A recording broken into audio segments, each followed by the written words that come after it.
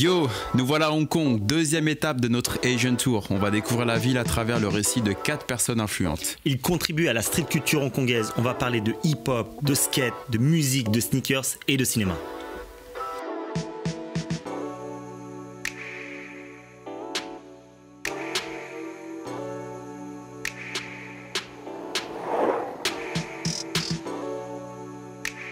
La première personne que l'on rencontre, c'est Brian. Il nous accueille dans son shop Y2TV qui est la référence dans l'univers du skate. Tout le monde le connaît dans les rues de Hong Kong. Mais lui, son profil est juste incroyable. Autodidacte, il touche à tout. C'est un entrepreneur, rappeur, acteur et skateur avant tout. Son charisme, je vous laisse le découvrir.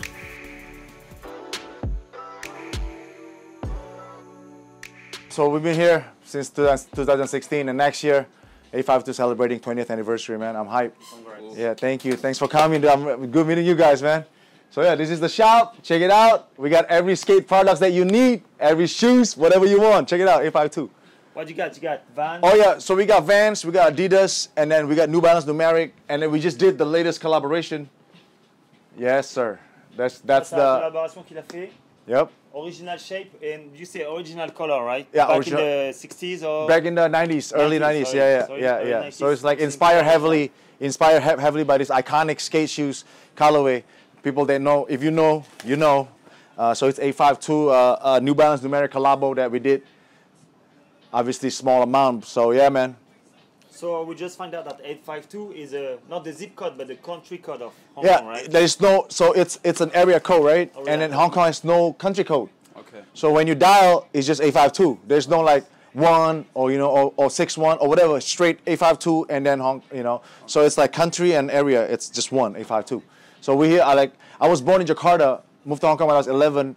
So this is like my home, So I represent Hong Kong, do it all day. I started skating in '88, and that's like part of my life. So yeah, skating. So you start like business in skateboarding or hip hop first? It was skateboarding first. Uh-huh. Yeah, I've been listening to hip hop music since way back, right? We all do, right? From from skate culture, De La Soul, Wu-Tang Clan, that's for sure, right? Like Mobb Deep, those are like what we listen every day. Like that's my music. So in '06, I was talking to one of my homies who's an actor, Conroy Chan. I was hanging out. Yo, let's make some music. There's no Hong Kong music. Is always old canto pop. It's cool, but it's kind of like it's only one genre, right? I was like, yo, let's make different kind of music. Let's do hip hop. That's my shit. I love listening to the beats, whatever.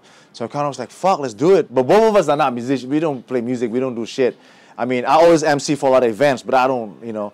I'm not like a real lyricist MC. So kind of was like, yo, LMF just shut down, and these two MCs, Kid and Fat. I know Kid and Fat. And they're like, they ain't got nothing to do. Let's fucking pull them together and do this project. Let's do it. So brought in Fat and Kid, and we brought in Ghost Style. Ghost Style knows Patchy, Wei, Khan. Okay. So Ghost Style is this Chinese kid from Montreal. And he makes beats, he rhymes really well. Okay. So we got 3 real MCs, right? It's like, fuck it, you want to do this music? We're like, fuck, let's do it. And then we was like, we need one ill producer. So we got Eddie. Eddie been doing music for more than 30 years for all the commercial jingles. So 24 Herbs is Yasei mate, which is a tea drink only available in Hong Kong. That tea drink is so bitter, but it's really good for you. Knock, knock, move the door. Ready to party? Booyah! Rapping, 85-2, 24, bring it to ya. Bring the ladies, bringing the homies, sipping, tripping with my crew. Bringing melodies, bringing to the knees. We bring another hit to you, raw. Yo, let's do this. We go hard, like fast cars. Yeah, we play smart, cause it's all hard. It's the crew that you know. We kill every show. Game ain't no joke when you got them sick flows.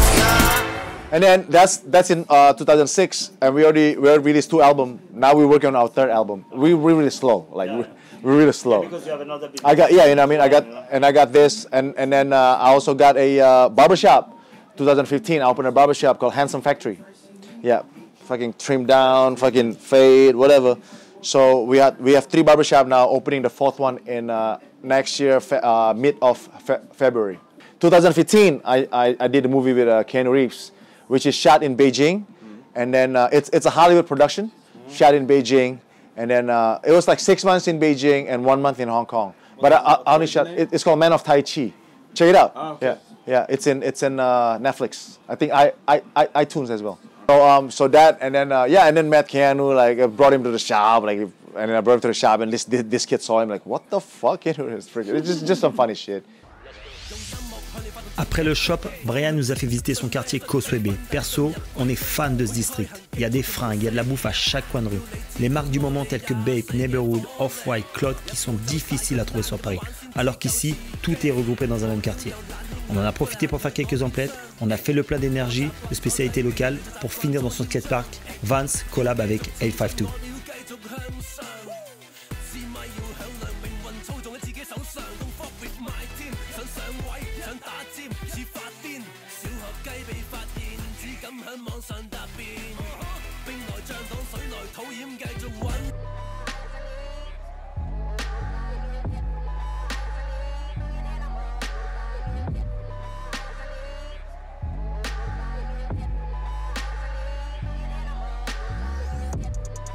Maintenant, direction Lan Kwai Fong. Si vous voulez sortir, c'est l'endroit où il faut aller.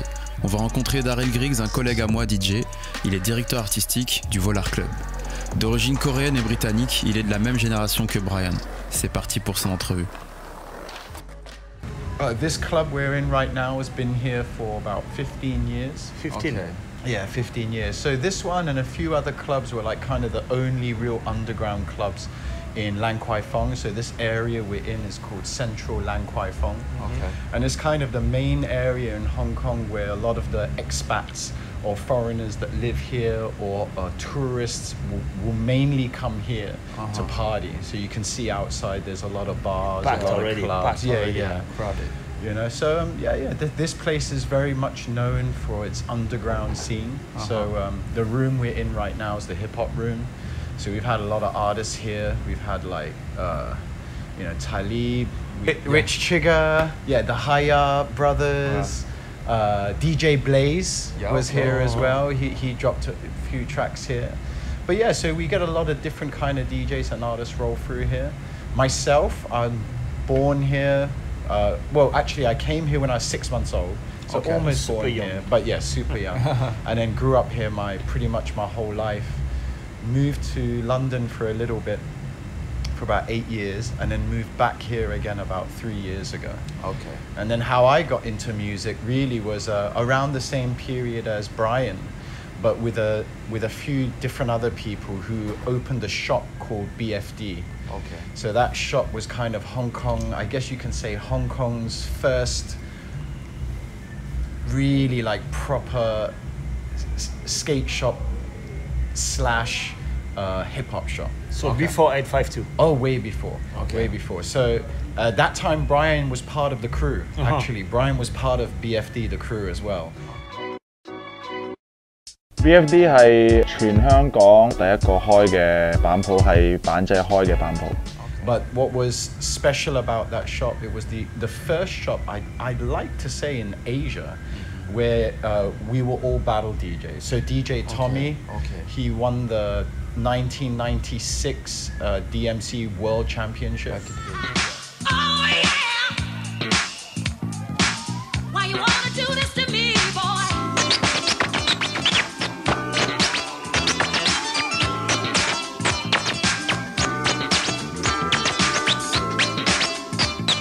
Yeah, so in the shop we'd have 3 turntables, about 4,000 records, all doubles, and all we do all day is spin. And that was like my first introduction into being a DJ. And then, you know, So, how old are you now? 45. Okay, nice. Yeah. Oh, same as Brian. Same as Brian. Yeah. Same generation. Yeah, so it OG. started as a hobby, and then actually one DJ was like, oh, you know, you're working in the skate shop, it doesn't pay you so much, but you got mad skill. You know, why don't you work in the club? And I was scared. I was like, no, man, I don't know. I don't know how to play music for people. I just know how to do 6 minutes. You know what I mean? In the battle, you just have 6 minutes. That's all I know. But yeah, that's how it all happened.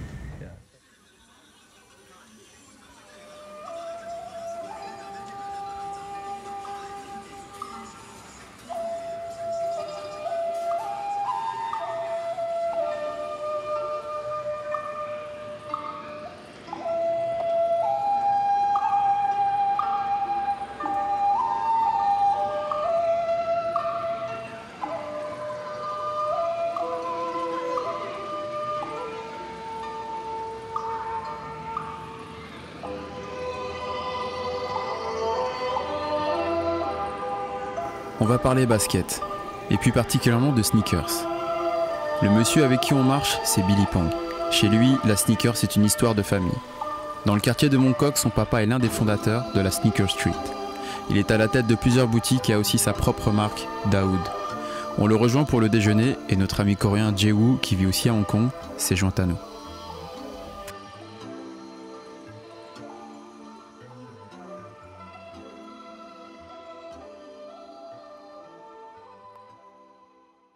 There's Sion Choi Street. The next street used to be really busy, right? But it gets too packed, so people open shops inside this side, you know? Yeah. So my dad is one of the first person to open a sneaker shop on a very dirty street, and then sooner or later they turn. Yeah, everything changed. My dad opened his first shop here around 35 years ago. 35 years ago, yeah. It's around 45 to 50 shops on this street, and it's owned by 4 guys. There's only 4 companies open shops on this street.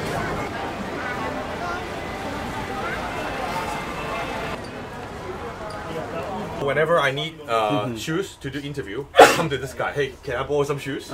Yeah. Okay.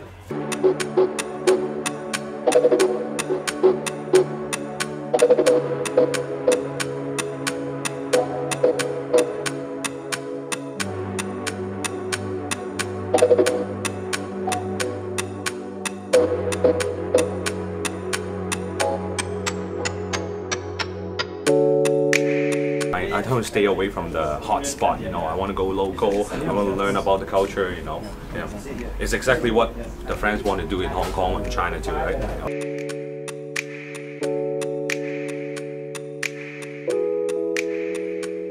Du coup, on a eu l'honneur de visiter ses locaux. Le mec a quand même une sacrée collection d'art toys. Je crois que Vincent est un peu jaloux d'ailleurs.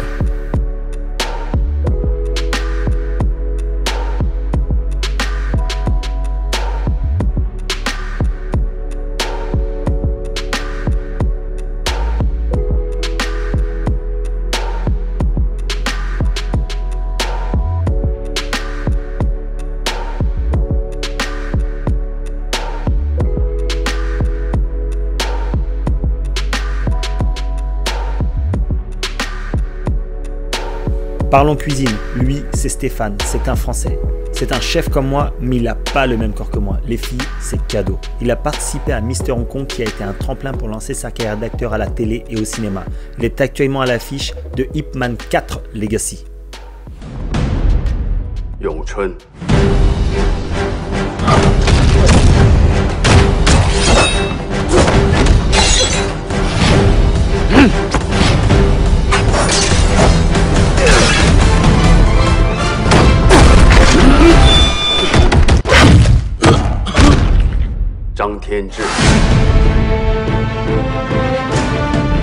Et qu'est-ce qui t'a...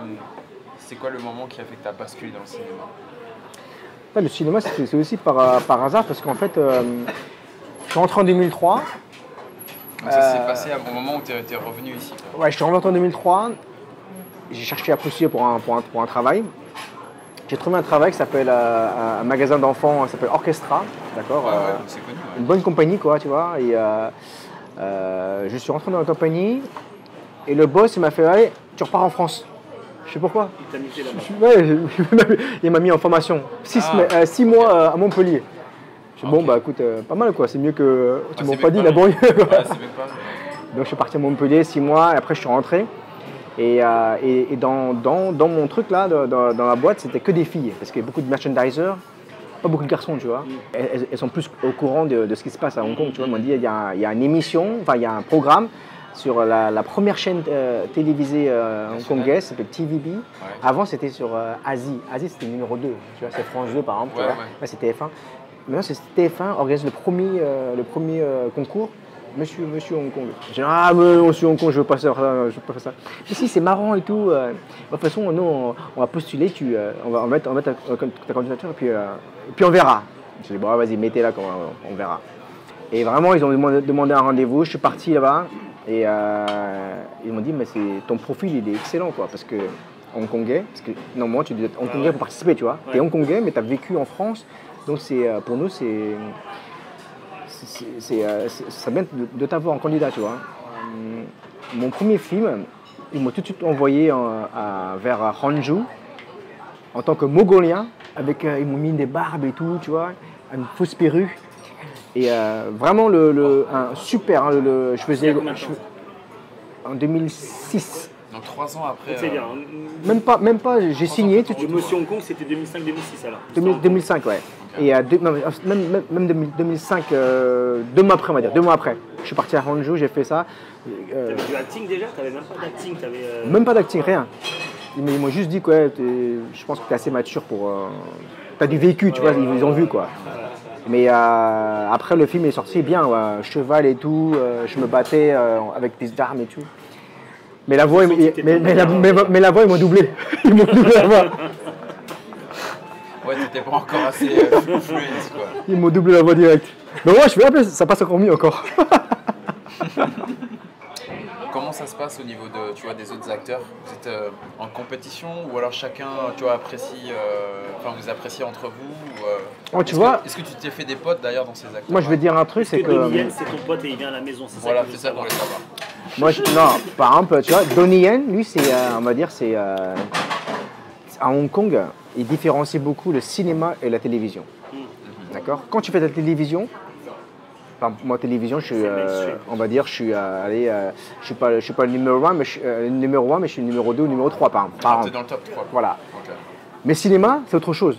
Donc tu commences tout bas. Okay. T'es pas considéré. Tu peux pas, parce que, on va dire, toi, t'es un mec de la télévision. Qu'est-ce que tu viens faire au cinéma? Donc, cinéma, on va te donner un petit rôle, tu vois, pour commencer. Donc c'est difficile d'avoir les deux, tu vois. Mais je pense que le grand écran, pour moi, non. Je pense que c'est bien.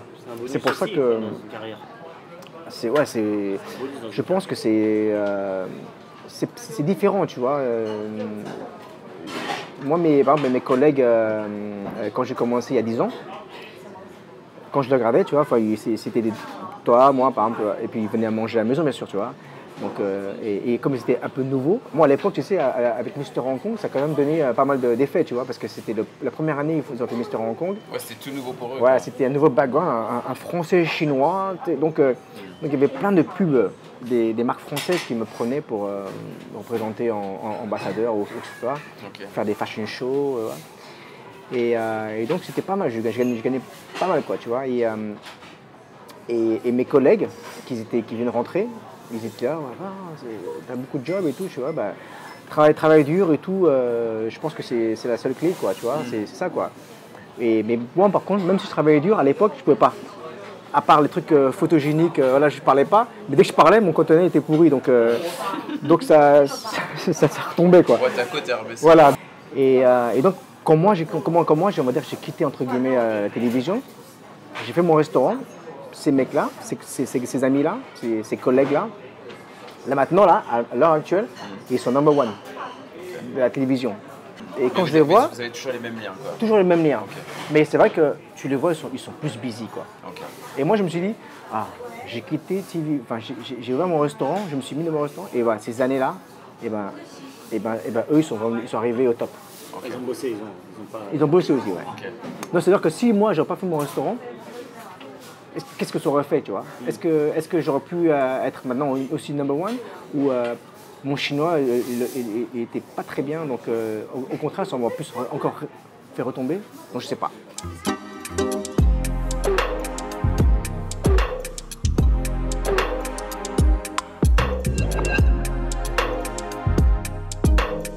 Voilà, c'est la fin du voyage. Franchement, Hong Kong, moi je dis 9 sur 10. Et toi, Vincent? 9 sur 10 pareil. Et prochaine destination? Direction Tokyo.